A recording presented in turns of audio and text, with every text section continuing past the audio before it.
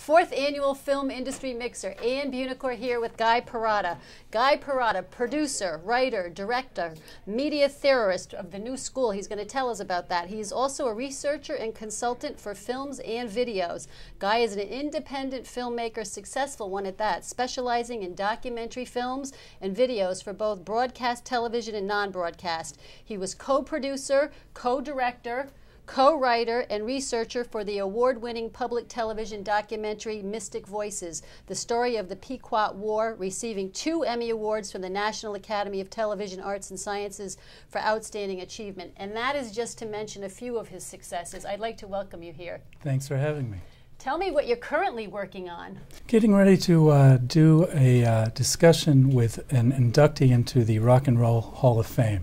Oh, really? So we'll see what happens with that. It's really under wraps at this time. That's all you can tell us? Unfortunately, yes. Oh, no, he's teasing us. Can Yes. you believe that? I can't wait to talk about it. Well, let's talk about a little of your history then. What Sure. got you into the business? I've always been interested in a lot of untold stories that might be in your backyard, social concerns, issues of conservation and child and animal welfare.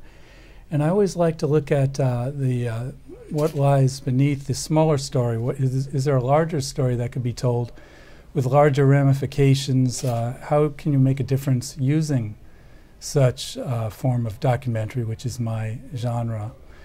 And I've also always been interested in the oral histories and the documentation of collecting these stories, particularly with elders and people, different generations who it's very necessary, I feel, to have that stuff passed down for posterity. Guy, now why did you choose documentaries as your venue as opposed to anything else you could have chosen?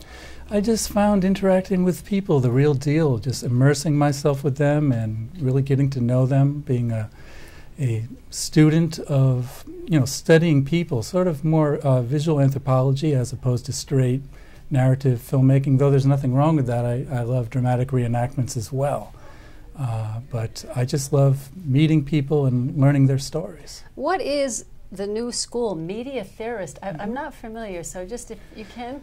Well, the New School is a very progressive, socially conscientious university, and it really fulfilled my needs in a lot of ways when I was doing graduate work with them.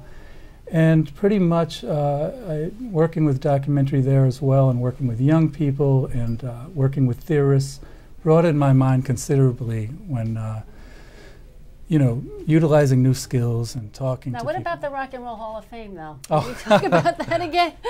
You just teased us. Nothing more you can give us on that upcoming event? Not yet. I would like to come back and really tell everybody about it. You have a meeting? Is that it? Yes. What is it? A meeting? Yes. Something about the Rock and Roll Hall of Fame. Okay. Well, let's just say I am definitely going to Jamaica to conduct oral histories having to do with music and colonization, and how the issues of colonization will turn up in art forms, art and music and so on.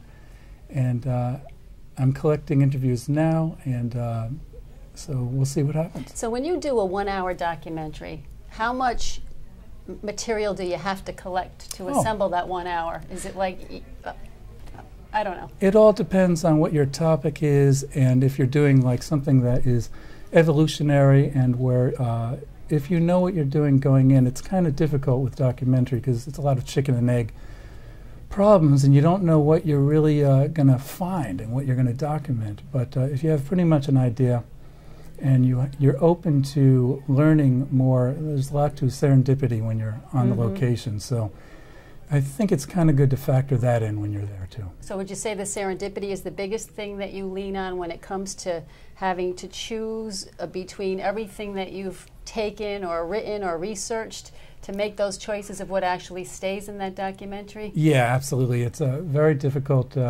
Sometimes you try not to be political, you try to be objective in determining what footage you're going to put in the final project. And sometimes it's just hard when you have, like, say, 20 interviews and you have to get it all down into one 2-hour Are you piece. formally educated? I'm guessing you are. Well, graduate work at the New School. So. Okay. Now I have some fun questions for you. Do you have a pet? I did for many years. Yeah. What was it? I had 2 cats. They were sisters. They were descendants of a long line of cats that we had. we saved from a hanging death from some crazy person who was hanging animals. So Oh, no. Now, where are you from originally? I was born in Stamford, Connecticut. And do you make your home there now? No, now I'm in Fairfield County, but it's Stamford I don't miss. So I don't like talking about it. Really? That's so interesting. What other kind of hobbies? What kind of car do you drive? Tell us something about yourself that we might not know. Gee, hobbies all really revolve around projects. Like I like shark tagging in the summers. So what does that mean? You go out and tag sharks? I work with scientists. I've shot some stuff with them while they were tagging, and I'm observing. That's conservational type of work also, and that's in the summertime. When your back doesn't hurt, do you dance? No.